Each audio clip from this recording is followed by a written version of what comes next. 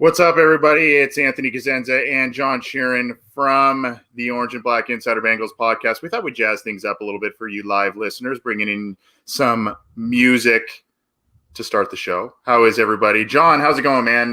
Kind of an interesting week of news, which we will get to as it pertains to the Cincinnati Bengals. Maybe not some of the best news, but hope you're hanging in there all right, my friend. I am hanging in there. So is the Bengals, despite the proverbial sky falling on the injury report, but we'll get into that later. Yeah, that's kind of part and parcel of what happens this time of year, unfortunately. And the Cincinnati Bengals just can't seem to catch too much of a break, even when they add these new pieces and new faces and all that kind of stuff. It just still seems to not overly work out in their favor. But again, I'm Anthony Cosenza. He's John Sheeran. Thanks for joining us on our weekly a little bit more in-depth analysis show. We do the Monday show, which is the kind of news and notes, kind of run you through that here and there. And then we do the Wednesday show. And then quite often, really throughout the month, we do listener questions live, which we'll be doing this week as well on Friday afternoon/evening. So hopefully you can join us for that. We've got a lot on tap. We're going to talk about the injuries to specific players and where the Bengals could go from here, what this means. We'll talk about the offense and defense's performances in the early days of camp and whether that's encouraging, discouraging, means nothing. We'll talk about all of that, and then we'll continue our potential breakout players list as well. We also have a couple of announcements, which we will get to at the end of the program, so stay tuned with us for a couple of announcements as we go forward here. If you're new to the show, you can catch it on iTunes, Stitcher, Spotify, Google Play, Megaphone, iHeartRadio. You can catch it on our YouTube channel, in which you can subscribe to it. I believe the icon is right under John Sheeran's swoosh on his shirt there. So click that, subscribe to the channel. And, of course, you can get all this stuff on cincyjungle.com and its Facebook page. So thanks for the support, however you may listen to the program. Not sponsored by Nike, but Nike, if you're listening, we're open and available. Yeah. By the way, we are in talks to land a sponsor for something we will be announcing later in the show. So if you do want to sponsor the show, we're always looking. We don't really like to plug that, but if you do want to sponsor the show and you want to reach a broad audience, whether that's in the greater Cincinnati area or throughout the U.S., we actually have a lot of people listening to us internationally too, which is very flattering. If you, your business, your organization, what have you, is maybe looking to expand or reach, give us a shout and we'll chat with you. But yeah, I don't know. Nike's not sponsoring us, that's for sure. Not yet, at least, I guess. Let's talk on the unfortunate injuries.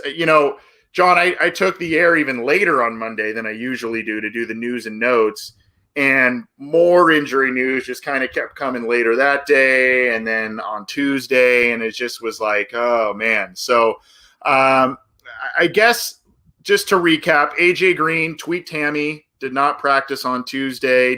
I didn't notice. I think he still sat out as well, right? Tuesday, and still kind of on the mend there. We think from all indications he'll be okay, but just not what you want to hear after what occurred to him in training camp. Sean Williams set to miss probably a couple of weeks, it sounds like. It sounded initially far more scary, calf injury.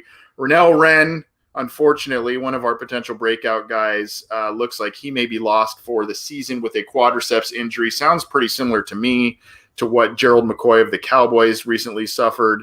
And gosh, who else am I missing? T. Higgins was hurt. He came back to the lineup on Tuesday. Am I missing anyone so far before we Did you say the cornerback's name?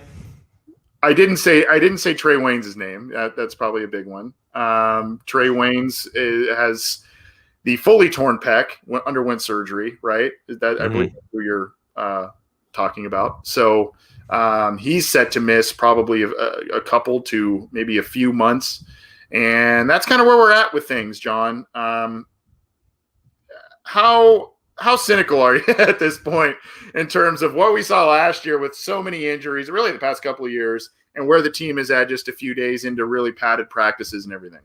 I feel like in general, there's nothing, especially this time of year, that makes the average fan of an NFL team feel more unique than pointing to the injury card. You can go on the ESPN.com NFL/injuries, and there is a giant list of well over 100 names, all players who are dealing with injuries right now. Yeah. The Bengals, I think, have officially like 4 guys listed as like questionable or out with the injuries that have occurred since the unofficial opening of training camp. But like I could just go through this list for like a minute or two and list a lot of notable names who are also dealing with nagging injuries or potentially season-ending injuries. Every team is going through this. Like the Arizona Cardinals are like the best example. They just signed Robert Alford, who's a cornerback in free agency, so like a 3-year deal in the offseason, and he suffered a torn pec and is out for the year. And their star receiver, DeAndre Hopkins, he's dealing with a nagging hamstring injury, and he's basically day-to-day right now. It's literally the same exact situation as the Cincinnati Bengals are dealing with. I don't see any Cardinals fans jumping off the boat and claiming that the season is lost. Like the loss of Renell Wren, it hurts. The loss of Trey Waynes for the next 8 weeks, it hurts. But these injuries, they don't tank your season like it would if something happened to Joe Burrow. As long as you have the quarterback, as long as you have the majority of the roster and the starting lineup in place, like these things are going to happen. And teams every year, they deal with it and they move on. Like this is not anything new with any team. I think with the Bengals specifically, when you had what happened to AJ Green last year in the beginning of training camp, there's always like 1 or 2 very serious injuries, I guess, that happen within the first 2 weeks of training camp, because that's when the pads come back on, that's when the contact begins, and that's when just freak things happen, like what happened to Trey Waynes, because he didn't get hurt on the field. He got hurt lifting weights in the locker room or inside the stadium. And like some of the things will happen in walkthroughs, some of the things will happen in non-contact situations. Like it doesn't matter. These things happen to every team, but it makes, I guess, fans feel special if it happens to them too much. Like, oh, this always happens to us. This is always why we don't reach our potential. Every team deals with this. And I understand it's frustrating to see, especially with a guy like Green, who's continued to have some nagging injuries. But if I were to just say that, it's a minor hamstring injury. Like it's just a little tightness in there. He's not going to go for a couple of days because of it, because he doesn't need to. He doesn't need to practice around it, even if he has a new quarterback. These things are not that big of a deal, but we like to make it into a bigger deal because it just makes us feel better. Bengals fans have a tendency, and I'm super guilty of it as well. Bengals fans have a tendency to make some mountains out of molehills at times. And I think with the injury front, it's kind of the why me, why us type of cry to the heavens sometimes. And every team deals with this. It's really about how you respond, how you've built your roster to help yourself overcome these inevitable injuries. Thankfully, this year, the Bengals did a lot more in free agency, continue to do more in free agency after more injuries hit. And so,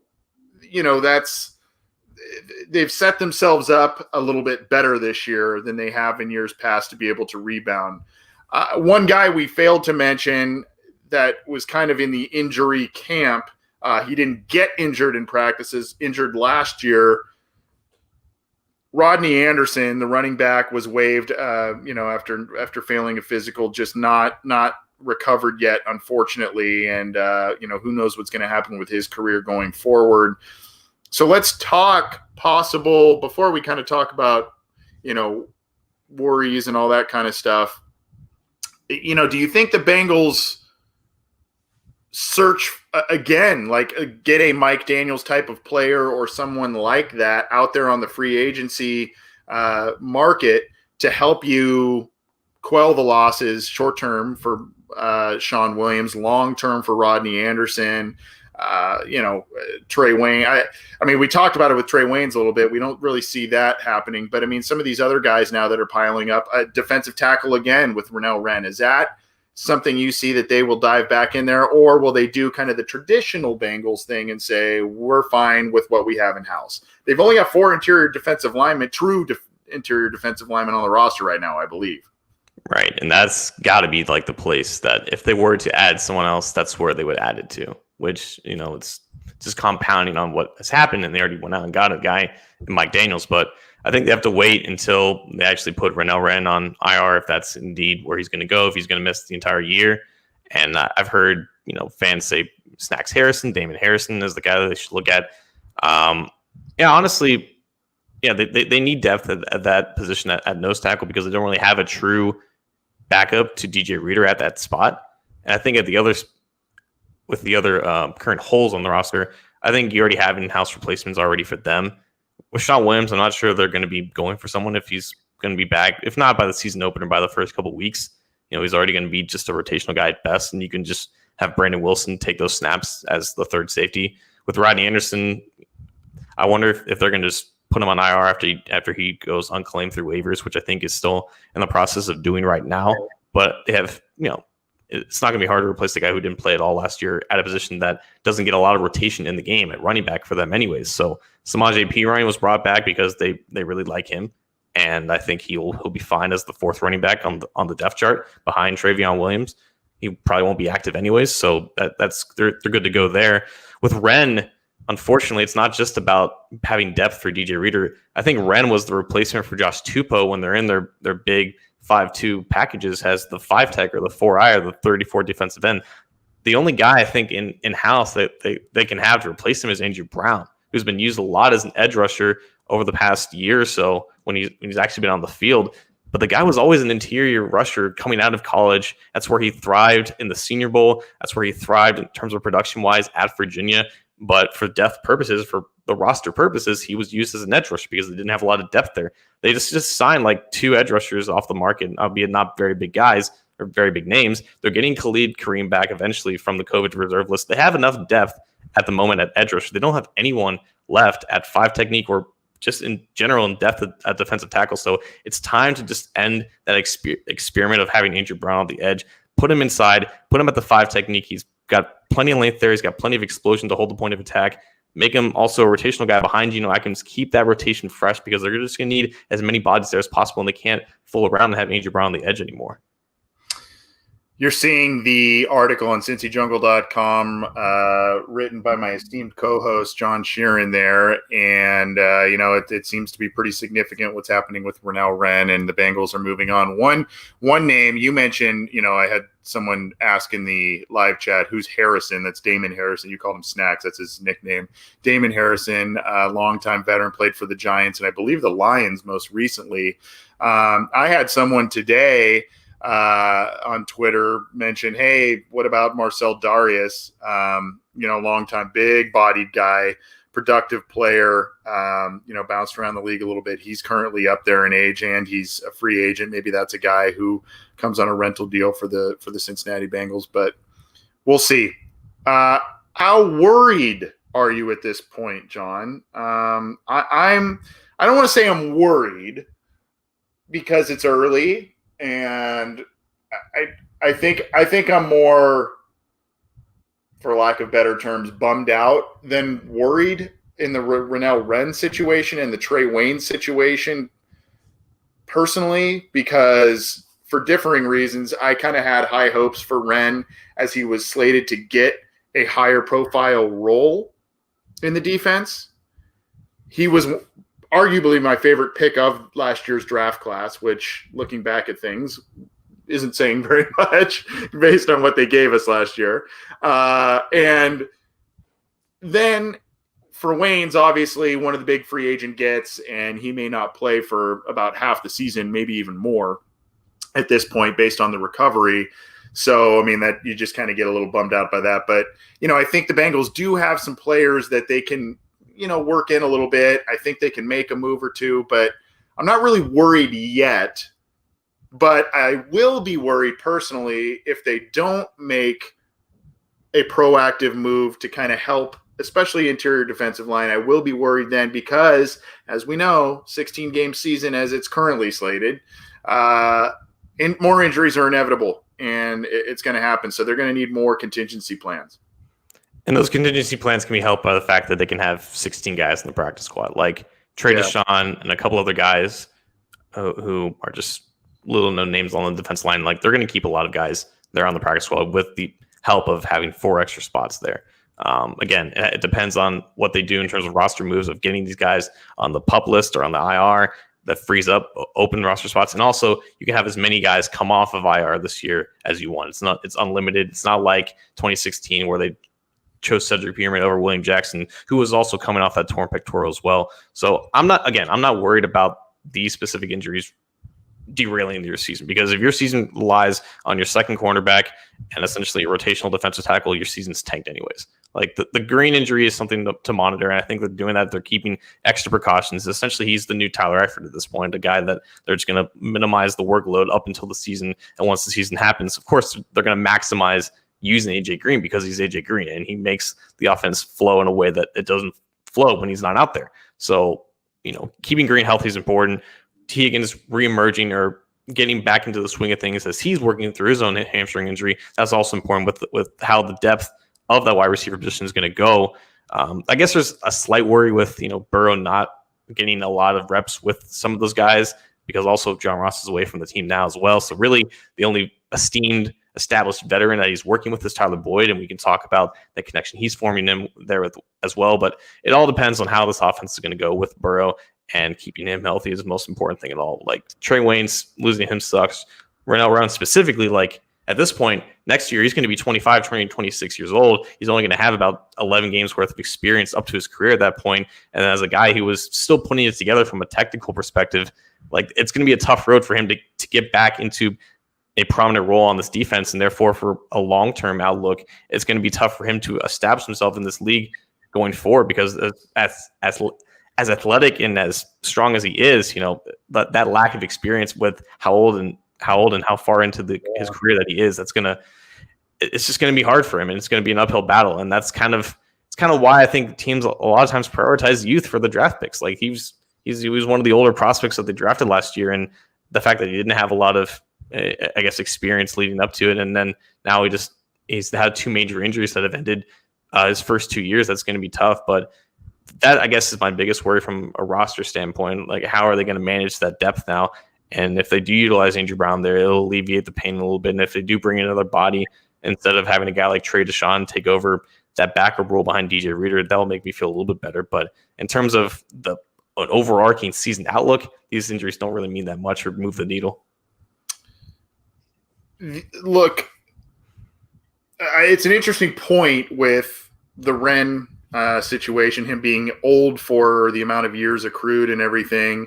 The thing that's kind of ironic about that, John, is with the age situation with Wren is he's older, but he was still viewed as a project guy, right? I mean, usually the young guys you kind of figure those are the project guys that didn't show much in college, but they have, they've got all the physical traits that you look for. Well, that was Wren, but he was up there in age, and maybe that caused him to slip a little bit into the 4th round. But like you said, now time is an issue in terms of his career because he's older and he's a player this year that you would have hoped that with increased snaps, he'd get his feet under him and then he would show the ability to match the potential. And you've almost got, not to the same extent, but you've kind of got a Margus Hunt type of situation now where, he's still a project in the making and he's not getting a lot of snaps in his first couple of years. And that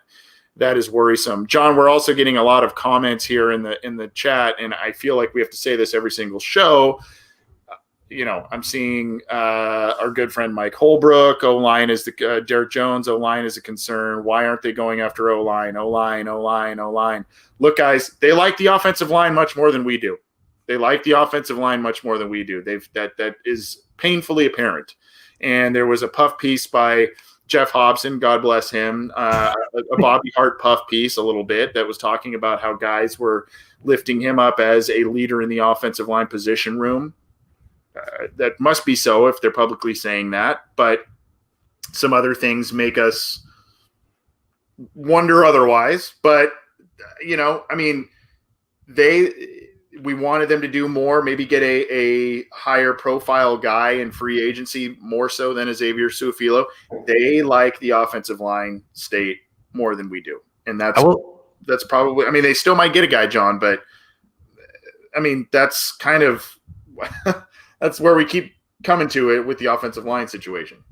Yeah, the offensive line isn't changing unless they themselves also experience injury issues. Right. But going back to the defensive line real quick, I will say that when I looked up how many snaps the Bengals are losing now at nose tackle from the losses of Ryan Glasgow, Josh Tupou, and Renell Wren. And last year, the 3 of them combined for 99 snaps at nose tackle. Like, honestly, even for having 3 defensive tackles on the field for about 30% of the time, they didn't use a lot of guys at the 0 or 1 tech spot. It was a lot. It was technically they cheated because they had guys at like the 2I, which is essentially almost a B gap player at that point, and that's kind of how PFF charts it like that. But there are ways to compensate around not having a nose tackle on the field. You can either sugar the A gap with your linebackers, you just have guys scrape over the top there, or just have a guy at that 2I spot right over the guard. So, they didn't utilize a lot of nose tackle aside from Andrew Billings last year, and I think that's kind of going to be the case this year with DJ Reader taking over for Billings now. They're just going to have some type of rotation there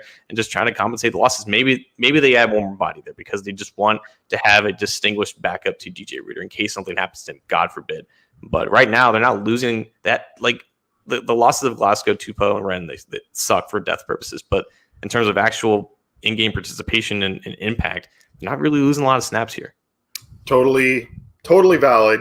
And I think it's just more – the Bengals want to be multiple on defense. They want to be versatile on defense. They want the rotation up front, and they want to be fresh. They want and ironically, the rotation and all of that was also kind of in an effort not only for effectiveness purposes, but also for health purposes for guys like Geno, Reader, so they're not getting completely worn out and potentially get injuries because of so much wear and tear. But unfortunately, that just that's not totally coming to fruition there. But not great news on the injury front for the Cincinnati Bengals, but transitioning to a little bit of on-field performance from what we've seen so far, John Sheeran.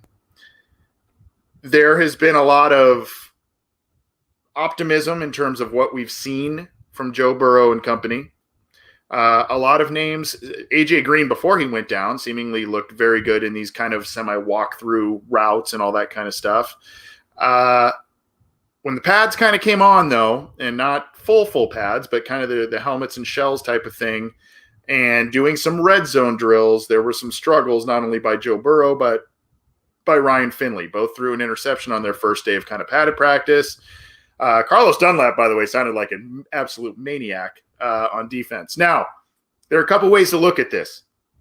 And one way is, hey, the Bengals invested a massive amount of money on the defensive side of the ball to improve themselves there after ranking low or last in many major statistical categories the past 2 seasons.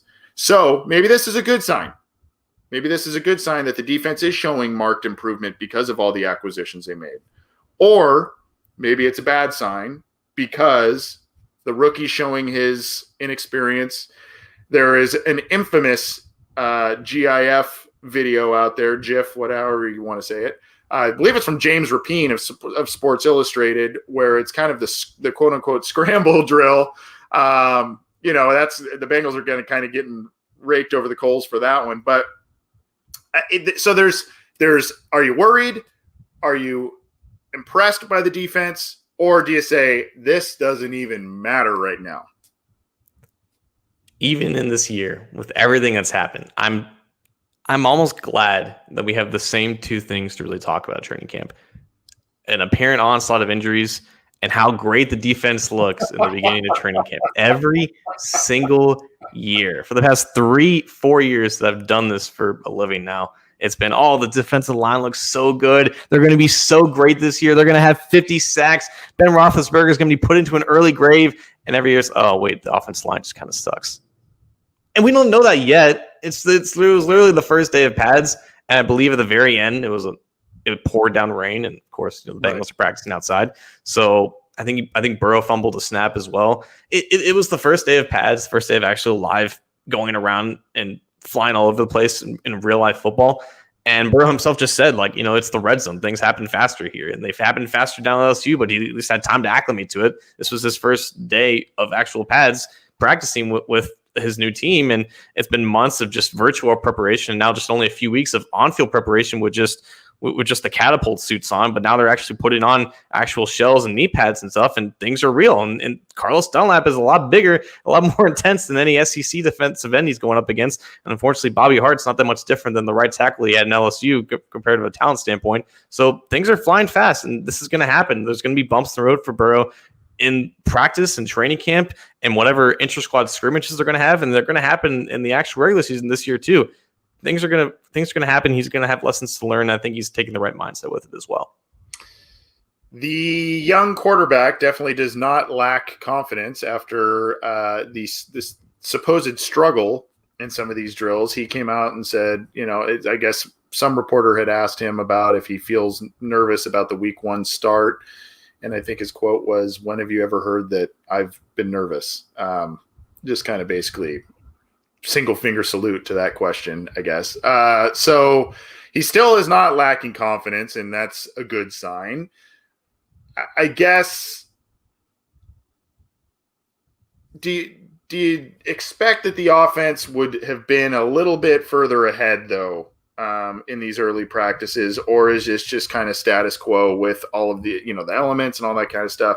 I guess I would have liked to have seen and heard a bit more kind of an even struggle back and forth, right? Offense is making some plays, defense isn't, and you kind of had more of a glowing review of the defense. That's just my personal standing, but again, I kind of take it a little bit with a grain of salt. The reason I do kind of it messes with me a little bit, though, John, is because you would normally do these drills, and then you would see a preseason game, and you would see how some of these scenarios would play out, albeit in a less intense atmosphere than a regular season game. But you would be able to see these guys kind of learn from some of these things in practice, and then put it in a preseason game and hopefully mature that way. They're not getting that opportunity this year, and that's a little worrisome. Now, that spiel I just made was a lot of fun personally, but there's also good things that are happening with the offense too. Like, he had a really good day on Monday, the day before the pads came on, and he had some bright moments when the pads came on too. He's making a very sharp connection with Tyler Boyd right now, and that was almost to be expected because of how successful he was throwing to Justin Jefferson in a very similar slot receiver role down at LSU. And he's also giving Mike Thomas a lot of opportunities too. Mike Thomas is playing in, I would assume, for John Ross, and when they're in 3 wide receiver sets as the Z receiver, and he caught a touchdown in pads. I think Boyd caught a couple as well. He's giving on Tate some looks as well. So he's forming chemistry and cohesion with some of these receivers. And by all accounts, like, when the ball looks good, it looks really good, and it's accurate, and it's right in his hands and all that stuff. It's everything that is being advertised about Burrow since he was drafted. So there are still positives to take away from this, but it's still actual NFL defenses that are going up against a rookie quarterback, and this is just kind of to be expected. Now, I think Dave Lapham put it best in his training camp report the other day. The defense is just reacting and going with emotions, but the offense is all about rhythm and timing. That takes longer in terms of working together, especially with a quarterback that has never taken an NFL snap before. So obviously, even with Andy Dalton, it still took some time every single offseason to reacclimate with the guys that he's going up against and going through this with. And with the defense, it's just easier for them to just react and just play on their toes, especially with the fact that, Zach Taylor hasn't opened up the playbook yet at all. Like, I think he made an effort to say that they're not taking any deep throws, they're not taking any long shots yet. They don't want to strain any guys' legs too soon. So it's a lot of mundane, in-your-face type of stuff, and it's nothing really too complex for the defense to get all confused with. So it's nice that the defense are making plays and capitalizing it, but there's still a lot to be learned about both sides of the ball. So in case people didn't know what I was talking about in terms of the Joe Burrow scramble situation, here it is on Twitter. At Prime Singletary relayed the video. You can see here that's Burrow seemingly running for his life. Now, John, I think we all know that this is – I think from what we understand is this is pretty intentional in terms of what this drill is supposed to entail. Now, obviously, the defense isn't going to hit Joe Burrow, but I think it was kind of a see how he does under pressure type of situation. But a lot of people have taken this video and just ran with it and saying, oh, he's going to have the shortest career. I mean, you can see the caption here on this specific tweet.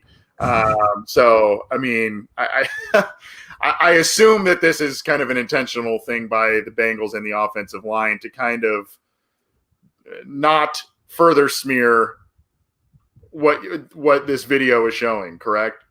The dude can scoot, but in that video, he just looked like Shaggy from Scooby-Doo. Yeah. Look, it's still early, and to relay from both segments, to relay something that kind of plays into both the injury factor and the inconsistency factor. Not only is it early, yeah, John mentioned the rain as well, but John, this is the unique, you don't want to keep using this as an excuse, unique offseason. Potentially some of these injuries are because of players not being around the team in certain spring and summer workouts, mini camps, all that kind of stuff. Maybe that plays into it. And again, this rapport that could have been built in rookie mini camps and all that kind of stuff, that just was not available because of the pandemic. So maybe, and again, with the injuries, the Bengals are in the same camp as every other team in the NFL, because every other team in the NFL has the same handicap where they have not been able to do that. So week 1 might be a little sloppy, folks. I do want to say this, though, because I know it's the common tropes of like having like, to ease a rookie quarterback into the system and to give him like freebies and short passes and whatnot. But the thing I loved a lot about Andy Dalton's rookie season was the guy was like he was the truest form of a gunslinger compared to the rest of his career. Like there was a lot of deep shots, especially to AJ Green in that year, and it led to a lot of highlight plays. To be honest with you, it led to a lot of great memories and great moments in the 9 wins that team had. And I think with Burrow, you're getting a guy who I think right out of the gate is going to be even more radical in terms of just letting it sling and creating plays on its own. I think it's going to matter so much, especially with an offensive line that is just not going to be above average by any sense of the word. Like there's going to be a lot of plays that are being broken down, and it's going to be relied on Burrow's athleticism to escape the pocket and make throws on the run. And that's so important and imperative, especially not only just with a bad offensive line, but but now with a quarterback that has seen NFL defenses for the first time, and things aren't always going to work out in the first 3 or 4 seconds when the ball is supposed to come out.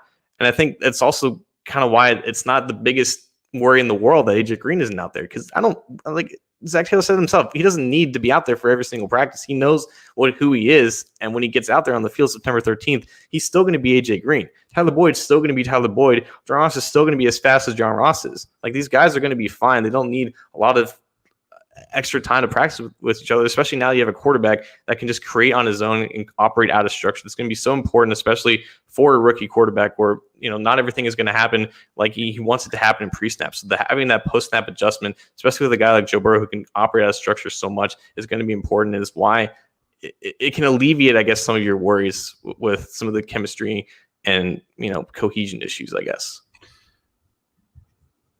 More to the point,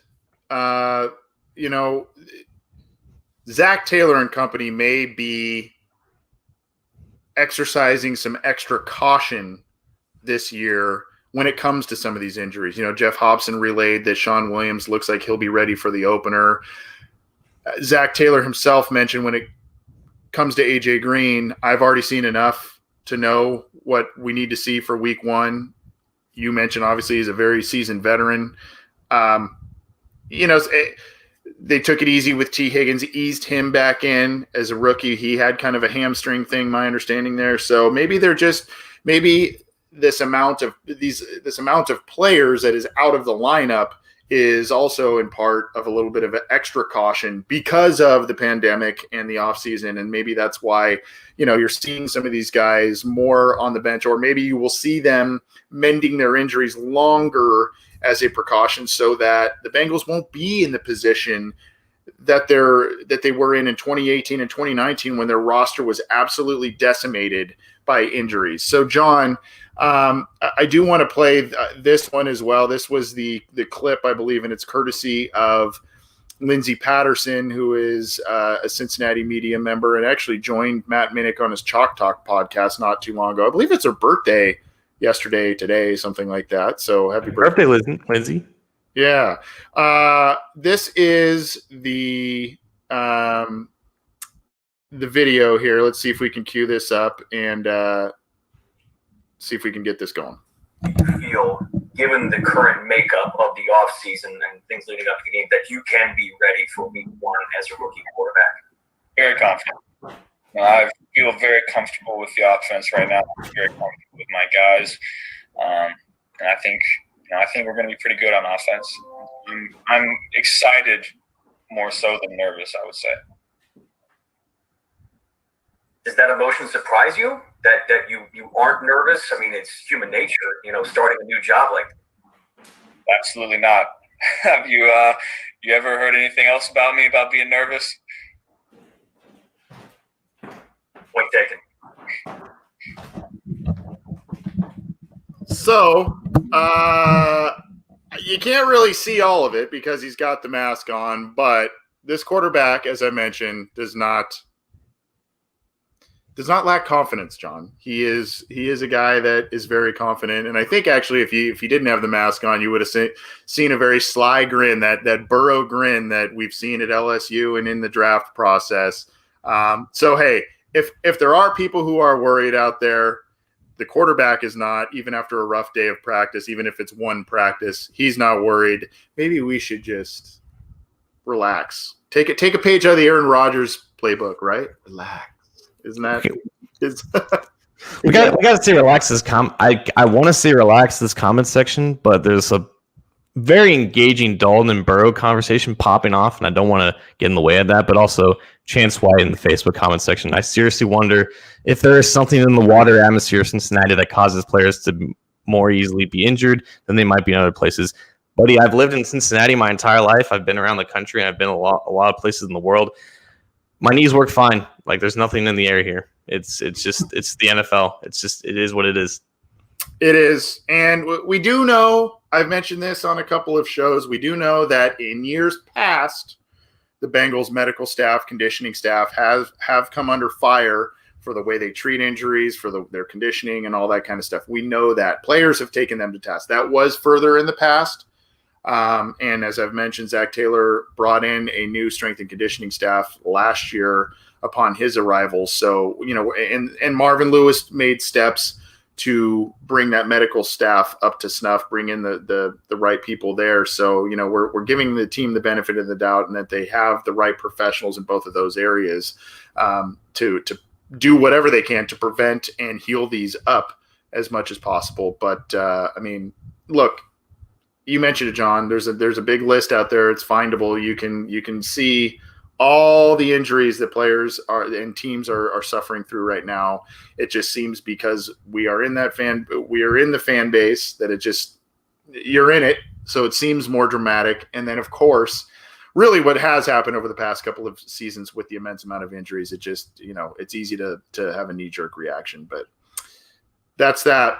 This is the Orange and Black Insider Bengals podcast. We've been talking all things training camp with the Cincinnati Bengals. A little bit different looking training camp this year, but the boys are out there practicing, getting work in, and this new look team is showing us a lot so far. A lot and a little, I guess, because of the preseason issue. But we appreciate you joining us. He's John Sheeran. I'm Anthony Cosenza. You can get this show wherever you get your podcasts, on audio platforms, or you can get it on our YouTube channel as well as Cincy Jungle's Facebook page. Before we get to our potential breakout players list, John, so that people don't miss the announcement at the end of the show, I'm gonna make a couple of announcements if you're okay with that, my friend. Drop the hammer, dude. Boom. Look, so we teased it a little bit on Monday. We are going to have we're going to be doing a pregame show before Bengals games this year. We've never done pregame shows. Many of you know that I hop on the air for most post-game videos to recap the games, do analysis, all that kind of stuff, even answer some questions sometimes from you guys.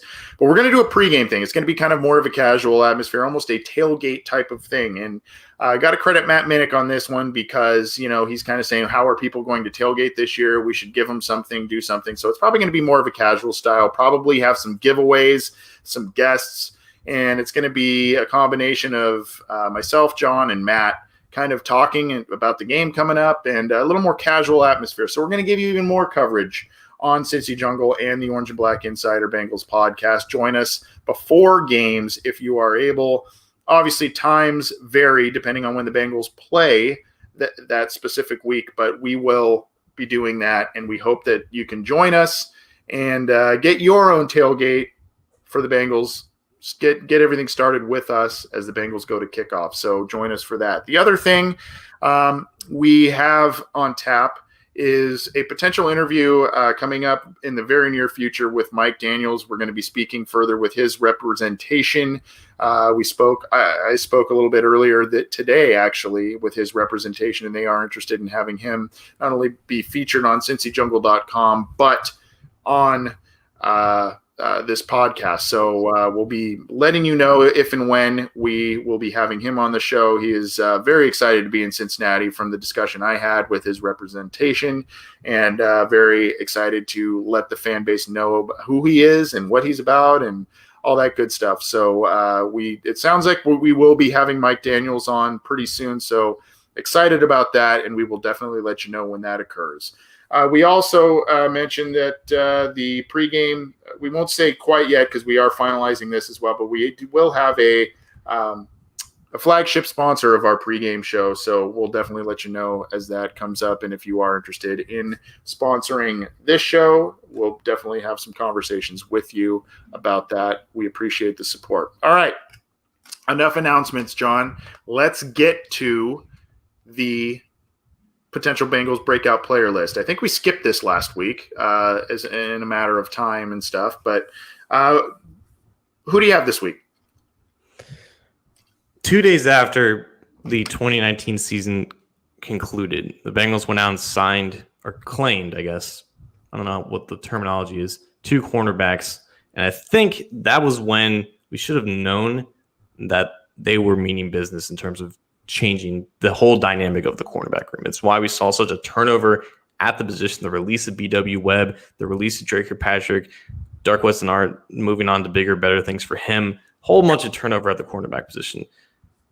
And I think that's kind of why a guy like Winston Rose would stick around longer than maybe someone of his reputation or his NFL resume would indicate. Because as a guy who's already 26, 27 years old, he hasn't accrued a single year in the NFL because he's been in the Canadian Football League for the past 3 years. And I think a lot of fans already know about Winston Rose, at least at the surface level, playing 3 years in the CFL, the last 2 seasons having, I think, 14 combined interceptions, including 9 last year, which is the reason why I think he was on the radar for the Bengals in the first place. And when they signed him, it was cool, and that was a nice factoid about him. I didn't really know much about where he was in college and what he did in the NFL whenever he went to the NFL before he went to the CFL. But I'm like, all right, fine, it's cool. And it's just depth of the cornerback position. Maybe he makes a few plays in training camp or whatnot.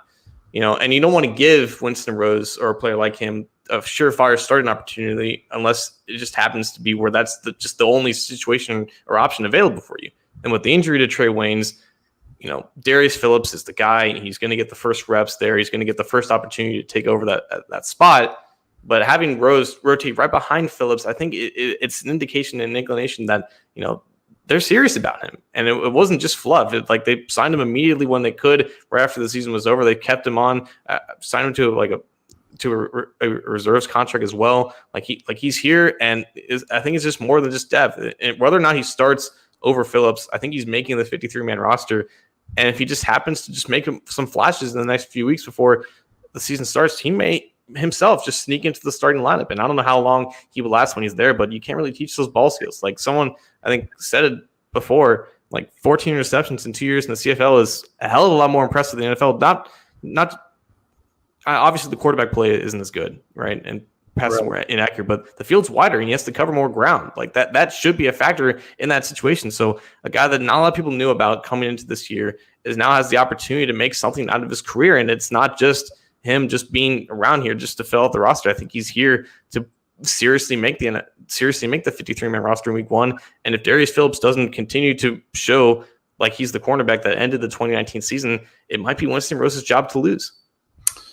You can see the stats here. 14 interceptions in the last in 40 total games played. Really, the 14 picks came the last 2 seasons in 36 games played. So, you're talking almost, if you're looking at where he got his interceptions and his more extensive playing time, you're almost looking at a, close to 1 interception every other game type of average, which is pretty impressive.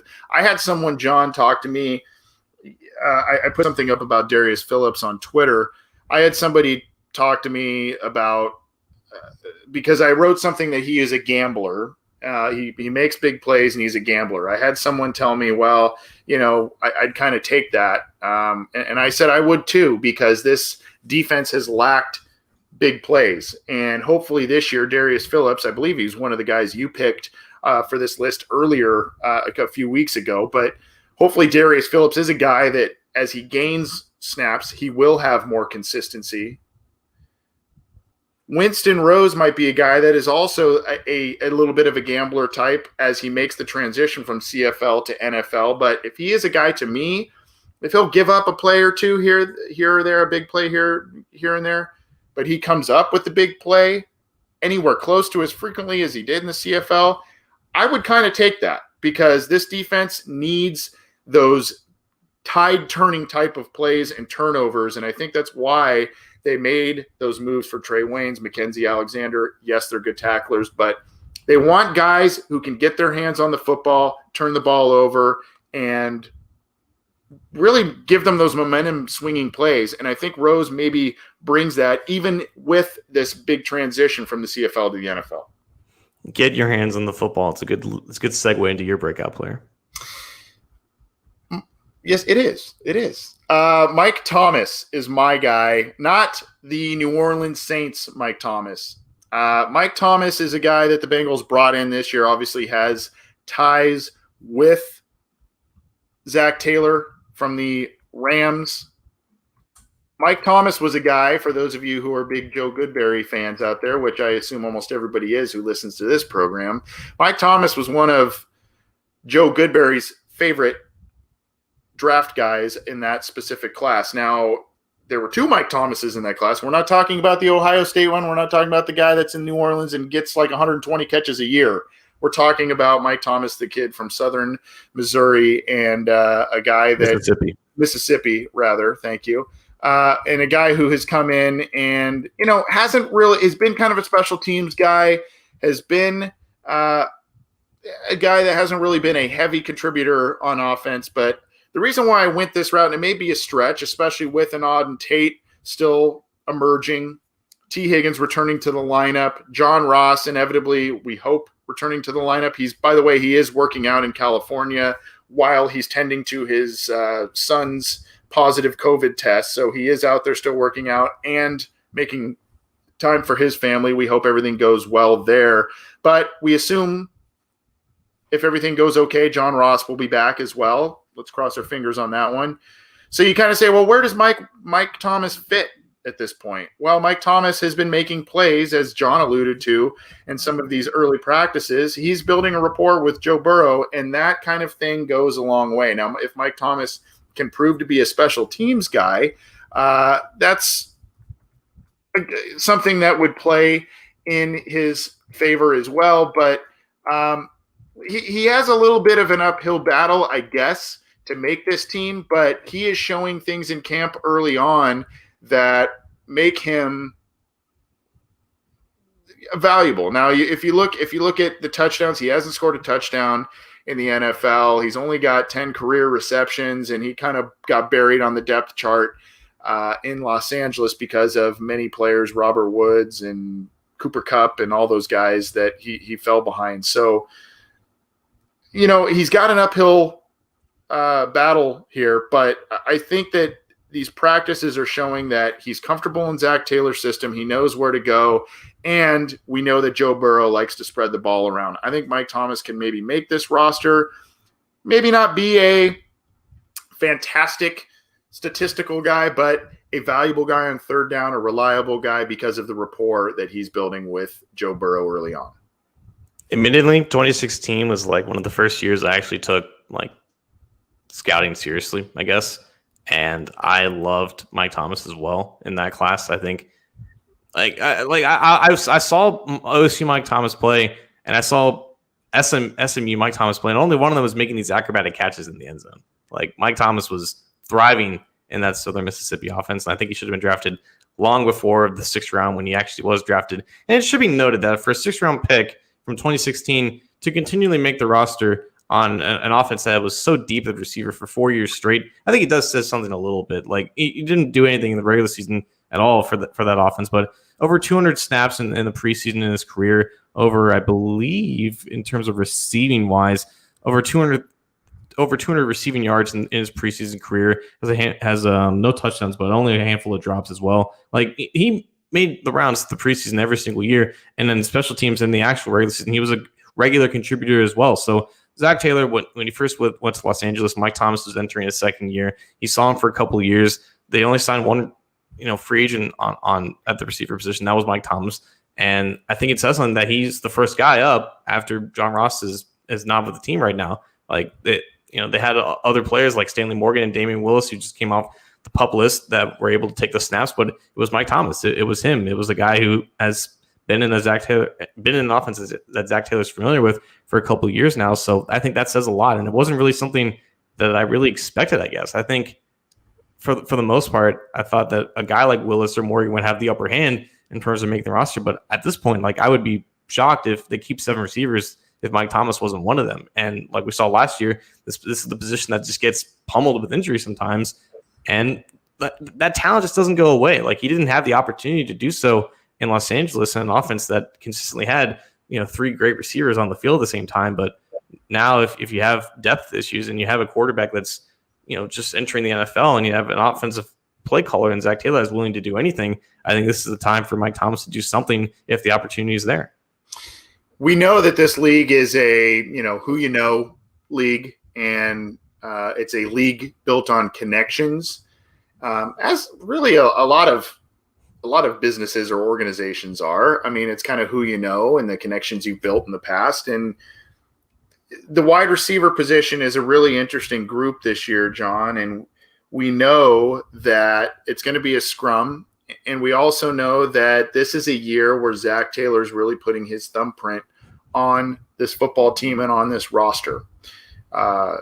This is a guy that he's familiar with. And like I said, it's a guy that it's not a high profile free agency signing, but it's a guy that Zach Taylor knows he can bring in and he can trust to do the things that he wants him to do in this offense. Now, what that means for a special teams guy like Alex Erickson, what it means for Auden Tate, what it means for some of these other guys, I don't know. And whether that means Mike Thomas might be the last guy out as a cut, I don't know. But I see him. And again, when we do these potential breakout lists, we always have to throw out the disclaimer: breakout is a relative term. So it kind of depends on that. But I see him kind of being a guy that comes in.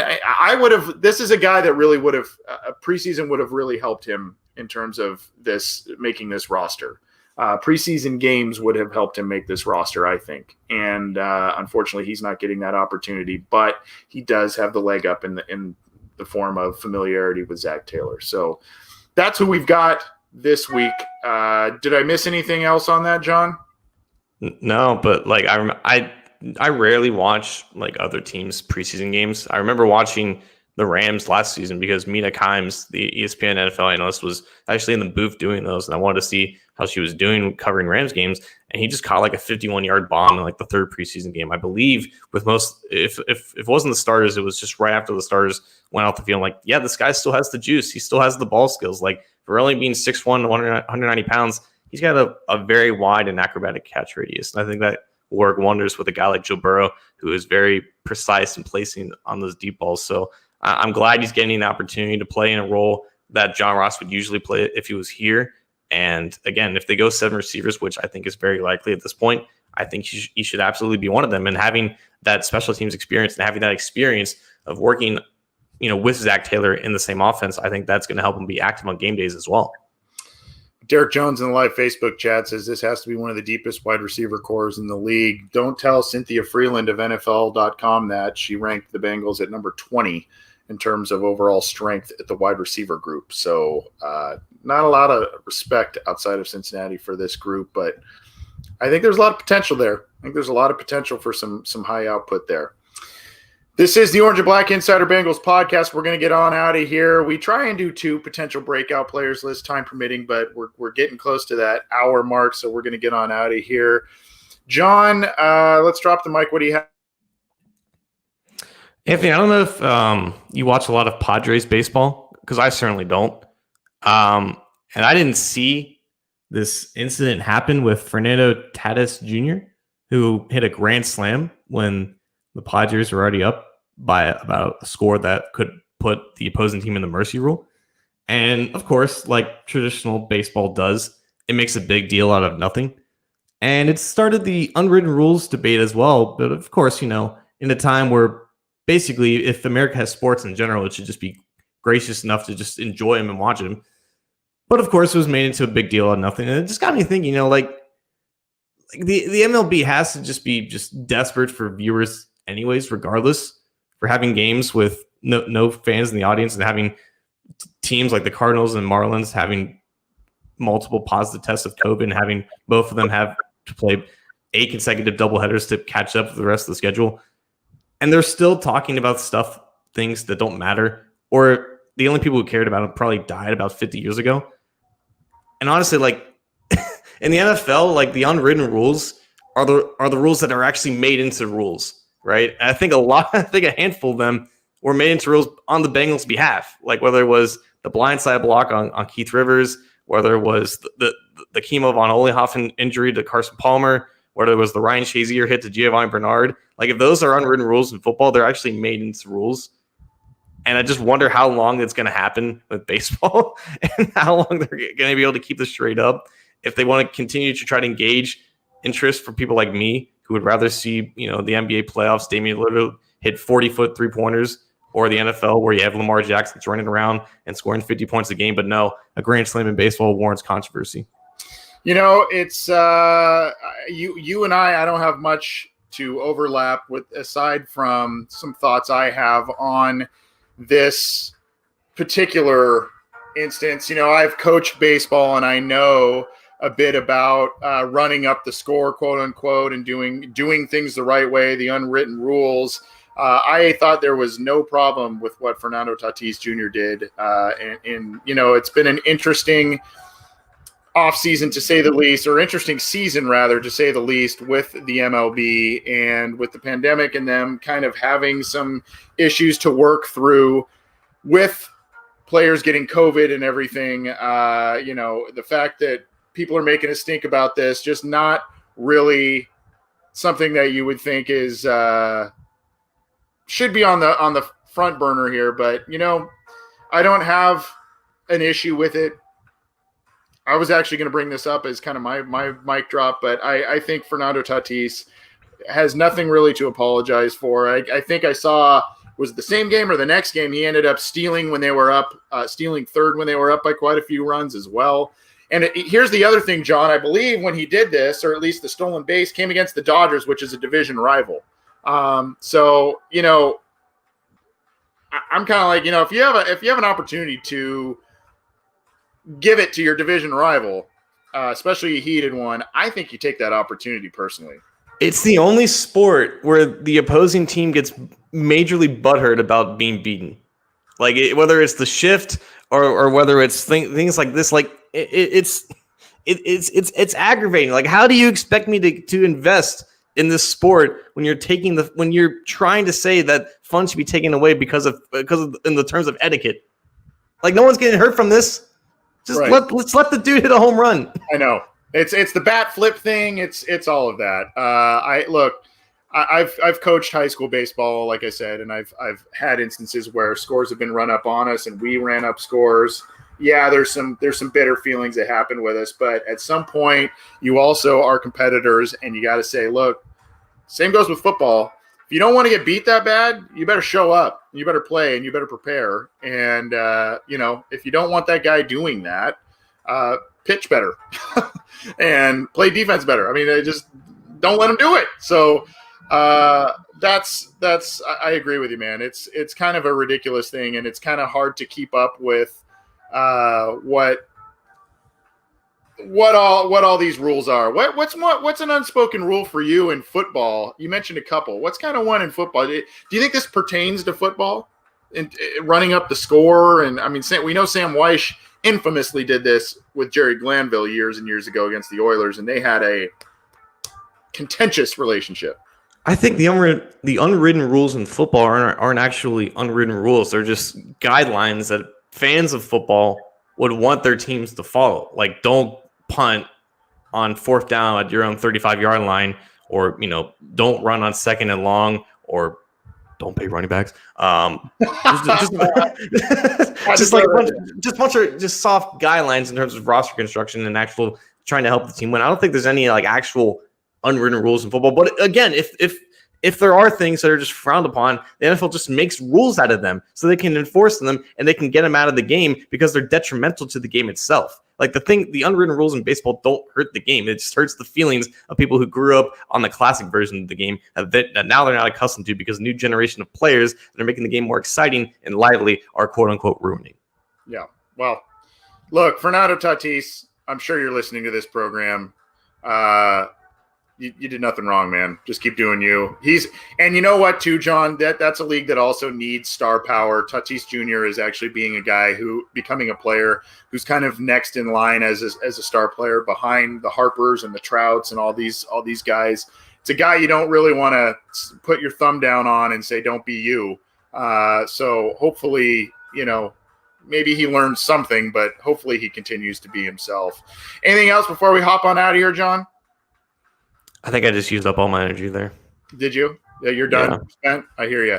The track you're hearing in the background is one called Membrane by Bleed the Sky, a hard rock band that has been a partner of this show, Art is War Records. So if you can hear that in the background, you've also probably heard it in some of our after audio playing. So go get their record, go get their singles if you like some hard rock, a little bit of alternative, that sort of thing. For John Sheeran, I'm Anthony Cosenza. We're going to get on out of here. Thanks for listening. Take it easy. We'll see you soon.